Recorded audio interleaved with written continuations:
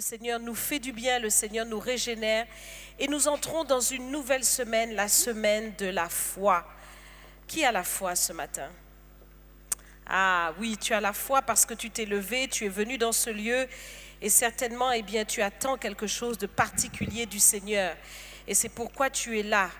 La semaine de la foi. Eh bien, pour nous, c'est tout simplement la suite logique de la persévérance. Nous avons eu une semaine pour persévérer. Et persévérer dans quoi?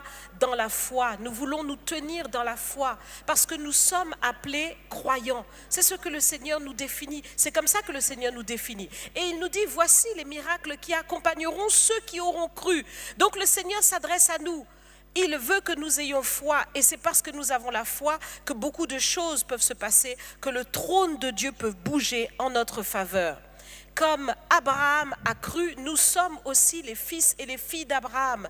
Et cela a été compté à justice pour Abraham. Le Seigneur l'a considéré comme juste parce qu'il avait la foi. Donc regarde le bénéfice de ta foi. Nous aussi, nous devons donc marcher comme Abraham a marché avant nous. Et cette foi, eh bien, en nous, elle va nous donner un certain comportement, elle va nous donner une certaine attitude. Non pas de nous enfermer dans quatre murs et de pouvoir nous réjouir de la relation que nous avons avec le Seigneur en nous disant « Seigneur, je crois en toi, je suis sauvé ». Non, mais la foi véritable, c'est parce que nous croyons en Jésus, de nous rendre véritablement proches de lui. Est-ce que tu réalises que ta foi dans le Seigneur eh bien, te permet d'avoir une proximité particulière avec lui. Parce que tes yeux sont fixés sur lui, tes yeux sont fixés sur sa sainteté, tes yeux sont fixés sur sa bonté, tes yeux sont fixés sur sa fidélité. Donc, tu es proche du Seigneur. Et parce que tu es proche de lui, eh bien, forcément, sa personne va, si je puis dire, déteindre sur toi. Et à cause de cela, eh bien, tu vas être maintenant non plus toi-même, mais plus en plus chaque jour comme le Seigneur. C'est ce que ta foi doit produire. Ta foi fait de toi un petit Christ, quelqu'un qui ressemble au Seigneur et qui, eh bien, est proche du Seigneur en étant proche aussi des autres. Celui qui est proche du Seigneur, celui qui est comme le Seigneur, a forcément un regard particulier pour son prochain. Un regard attentif, un regard d'amour. Et donc ce matin, en nous posant aussi cette question sur notre foi, j'aimerais que tu puisses poser une question à celui ou à celle qui est à côté de toi. Et demande-lui à quelle distance es-tu du Seigneur? Demande-lui, à quelle distance es-tu du Seigneur? Parce que tu peux aussi faire semblant d'être proche de lui dans ta façon de parler, dans ta façon de prier, dans ta façon de chanter, dans ta façon de jouer. Mais attention, on peut tromper l'homme mais pas Dieu. À quelle distance es-tu du Seigneur? Pour répondre à cette question, ce n'est pas compliqué. Si je regarde quelle est la distance entre toi et ton prochain, je le saurai. Parce que le Seigneur, lui, aime. Il aime au point qu'il a donné sa vie pour nous. Et si nous sommes proches de lui, alors nous allons lui ressembler. Et nous voudrons faire du bien à notre prochain. Nous aurons une attitude envers notre prochain. Rappelez-vous que c'est le commandement que le Seigneur nous a laissé. Il nous a dit que, premièrement, nous devons aimer Dieu de tout notre cœur, de toute notre âme, de toute notre force, de toute notre pensée. Et il nous a rappelé le commandement qui lui est semblable, aime ton prochain comme toi-même. Donc nous ne pouvons pas dire, Seigneur, j'ai la foi en toi, et rester dans nos quatre murs en disant, Seigneur, je t'aime. Mais nous devons, par la foi que nous avons, être plus proches de notre prochain et l'aimer aussi, comme le Seigneur nous a aimés. Mais oui. Alors, la question qui se pose, c'est à quelle distance tu es du Seigneur? Parce que plus tu as la foi, plus tu es proche de lui. Et plus tu as la foi, et plus tu es proche donc de ton prochain. Parce que tu es comme le Seigneur. Et si tu es proche de ton prochain, alors tu as un comportement vis-à-vis de lui. Qui est ton prochain? C'est la question que s'étaient posée les Juifs lorsqu'ils ont entendu le Seigneur parler de ce commandement. Aime ton prochain comme toi-même. Seigneur, qui est mon prochain? Ton prochain, c'est celui qui est le plus proche de toi physiquement. Regarde celui qui est à côté de toi. C'est lui, c'est elle. Ton prochain, c'est celui dans ta maison, ton mari, ton épouse, ton enfant, ton frère, ta soeur, ton voisin, ton collègue. Ce collègue-là qui tape sur ton nerf lorsqu'il est assis en face de toi. Exactement ce collègue-là. C'est lui ton prochain. C'est ta voisine qui te regarde par derrière sa fenêtre et qui observe tous les gestes que tu fais. C'est exactement elle, ton prochain. Aime ton prochain comme toi-même. C'est ton épouse, c'est ton époux, c'est ton prochain. Quelle est la distance entre toi et le Seigneur? Quelle est la distance entre ton prochain et toi?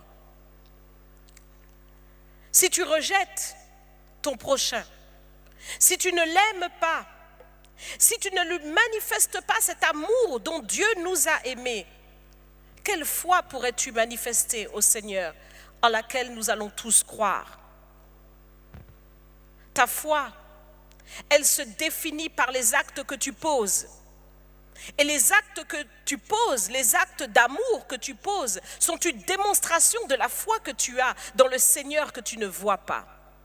Le Seigneur disait, comment pouvez-vous aimer Dieu et dire que vous l'aimez si vous ne savez pas aimer votre prochain? Vous ne me voyez pas, je suis Dieu et vous ne me voyez pas. Mais comment pouvez-vous dire que vous aimez Dieu et ne pas aimer votre prochain que vous voyez?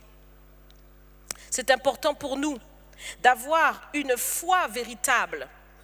Comme je le disais, cette foi te plonge directement dans la conscience de la présence de la personne du Seigneur. Tu es conscient de son cœur, tu es conscient de sa personne. Ça, c'est la véritable foi. Et si tu es vraiment conscient du Seigneur, alors cette foi te pousse à la crainte de Dieu et à une véritable repentance, non pas à un vêtement religieux.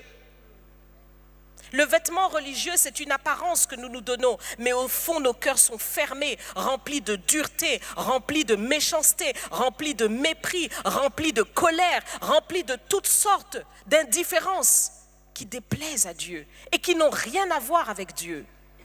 Mais si tu as la foi véritable, alors tu t'approches de son amour, tu t'approches de la véritable repentance, tu t'approches de la crainte de Dieu, tu t'approches de l'humilité qui précède la gloire. Tu touches là l'amour véritable et tu aimes ton prochain, forcément.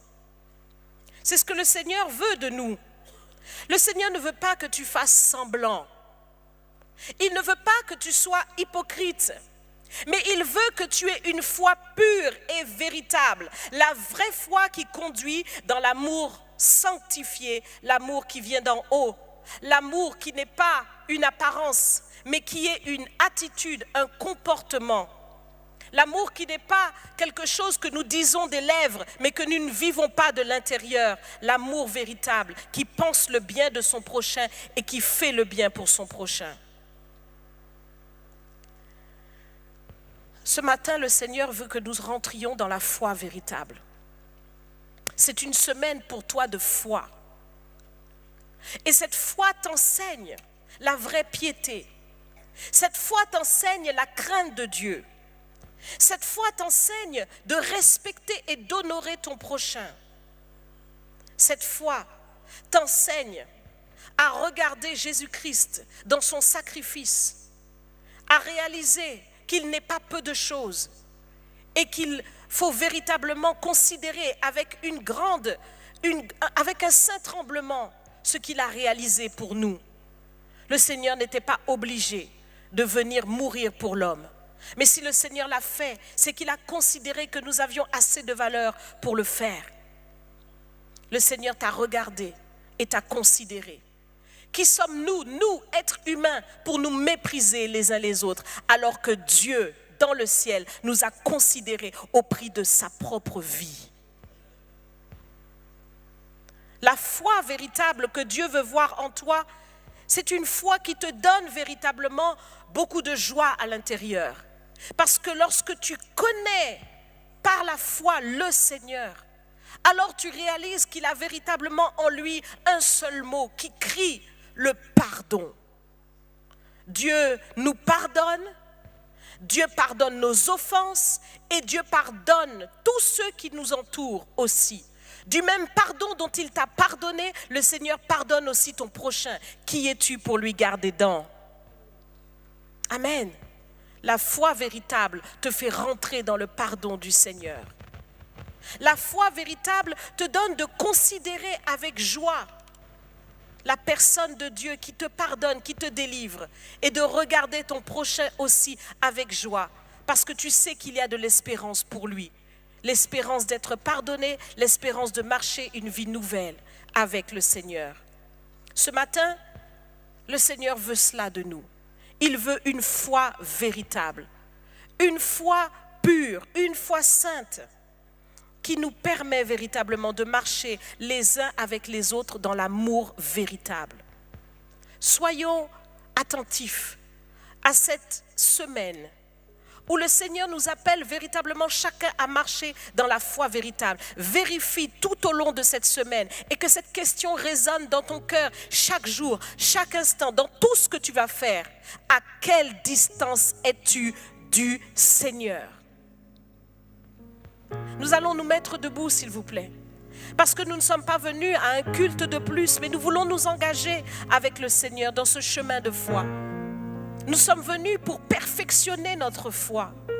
Nous sommes venus pour achever notre sanctification dans la crainte de Dieu. Nous ne sommes pas venus pour mettre des masques, mais nous sommes venus pour faire tomber les masques. Amen. Et nous voulons de tout notre cœur dire au Seigneur, vois, fouille mon cœur et change toute chose qui ne te glorifie pas. Alors s'il vous plaît, répétez quelques paroles après moi. Seigneur Jésus, aujourd'hui, je viens à toi et je m'humilie devant toi, devant ta grandeur, devant ta majesté, devant ton sacrifice. Je te demande encore pardon pour tout ce qui en moi n'a pas été juste, n'a pas été saint, n'a pas été pur comme toi, Seigneur. Lave-moi dans le sang de l'alliance et purifie mon cœur.